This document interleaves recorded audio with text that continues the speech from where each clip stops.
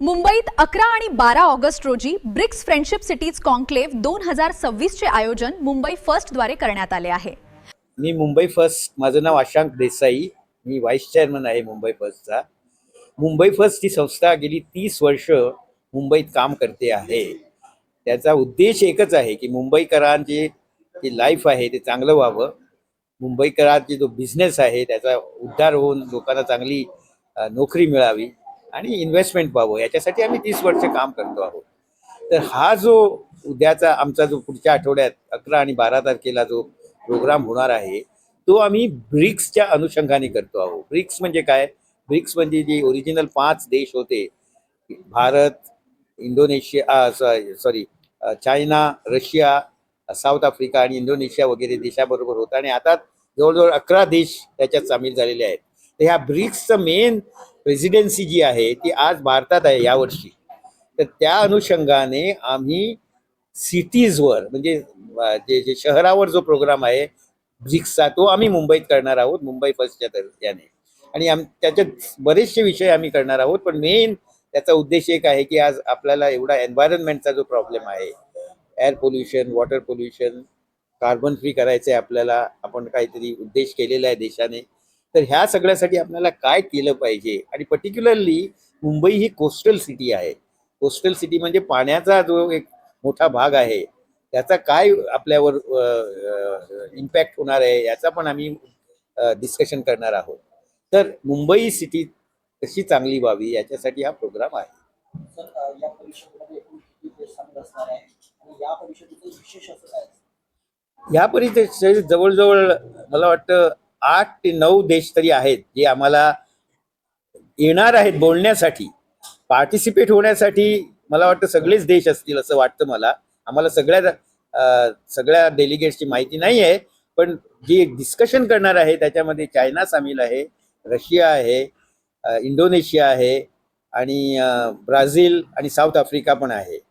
तर हे सगळे देशाचे स्पीकर्स येणार आहेत तिथे त्या देशातून आणि बोलणार आहेत की या सब्जेक्टवर काय व्हावं याच्यासाठी। आता ह्या प्रोग्रामचा जो सगळा सारांश जो आहे त्याच्यानंतर ज्या काय होणार आहे त्याचा ॲक्शन प्लॅन आम्ही करणार आहोत आणि तो ॲक्शन प्लॅन आम्ही गव्हर्नमेंटला देणार आणि त्यांना सांगणार की याच्यावर आपण निर्णय घ्या, काय करणार आहात तुम्ही आणि ॲक्शन घ्या। हे आम्ही गेली 30 वर्षे करतो आहोत, हे नवीन नाही आहे आमच्यासाठी। आम्ही जेव्हा जेव्हा असे सेमिनार करतो, असे प्रोग्राम करतो, त्यावेळी आम्ही रिपोर्ट काढतो आणि तो रिपोर्ट गव्हर्नमेंटला देऊन आमचे जे गव्हर्निंग बोर्ड आहे, आमचं जे सेक्रेटरिएट आहे, ते CEO आहेत, गव्हर्निंग बोर्ड आहे आमचं मोठं, हे सगळे आम्ही इन्फ्लुएन्शियल लोक आहोत प्रायव्हेट सेक्टरमध्ये। हे आम्ही गव्हर्नमेंटशी डिस्कशन करून आम्ही करतो। आणि तुम्ही लक्षात घ्या, हे जे प्रोग्राम आहे आम्ही मुंबई फर्स्ट नाही करत आहे, आम्हाला सपोर्ट आहे महाराष्ट्र गव्हर्नमेंटचा फुल।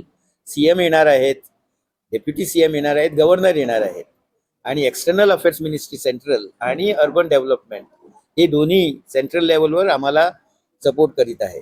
तर हा त्या दृष्टीने तुम्ही बघितला तर एक नॅशनल प्रोग्राम आहे। हा साधा कोई सेमिनार नाही आहे। ह्या सेमिनारचा देशाच्या सिटीजवर इम्पॅक्ट होणार आहे, याच्यामध्ये जे आम्ही डिस्कस करणार आहोत। सर, या अगोदर पण इतक्या परिषदा झाल्या, परंतु मुंबईची परिस्थिती जैसे आहे याबद्दल आपण कसं? जैशीची तशी आहे असं म्हणणं ठीक होणार नाहीये।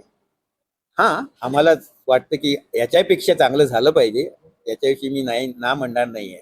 पण आज आपला जो प्रगती झालेली आहे गेल्या 10 वर्षात मोबिलिटीसाठी म्हणा, म्हणजे आज आपण मेट्रो बघतो आहोत, आज आपण इन्फ्रास्ट्रक्चर बघतो आहोत, आज आपण एन्व्हायरमेंटसाठी सुद्धा जास्ती काम झालं पाहिजे, मी नाही म्हणत नाही। आपला जो लेवल आहे एन्व्हायरमेंटचा PM 2.5 PM10 त्याच्यामध्ये कमी झाली पाहिजेच, नाही म्हणत नाही मी। पण लक्षात घ्या की आपल्याकडे इकॉनॉमिक एन्व्हायरमेंट एवढं फास्ट होत आहे, त्याच्यासाठी आपल्याला स्पीड वाढवावी लागते। ही आपण हे जर केलं नसतं तर याच्यापेक्षा मुश्किल झाली असते आणि गव्हर्नमेंट आज करते आहे प्रयत्न। आम्ही जेव्हा जेव्हा त्यांच्याकडे गेलेलो आहोत आणि त्यांना सांगितलेलं आहे की असं असं करा, त्यांनी ते सिरियसली घेतलेलं आहे मुंबई फर्स्टला। मी जसं सांगितलं की मुंबई फर्स्टचा मेन प्रोग्राम काय आहे की गव्हर्नमेंटला इन्फ्लुएन्स करून त्यांना सांगावं आपण कसं इम्प्रूव्ह करू, आणि ते करतायत। मी असं म्हणणार नाही की काही झालेलं नाहीये, हे म्हणणं ठीक नाहीये। हां, इम्प्रूव्हमेंट याच्यापेक्षा जास्ती होऊ शकते आणि होणार आहे। थँक्यू. निष्पक्ष बातम्या, नवा दृष्टिकोन. युवा स्तंभ न्यूज नेटवर्क.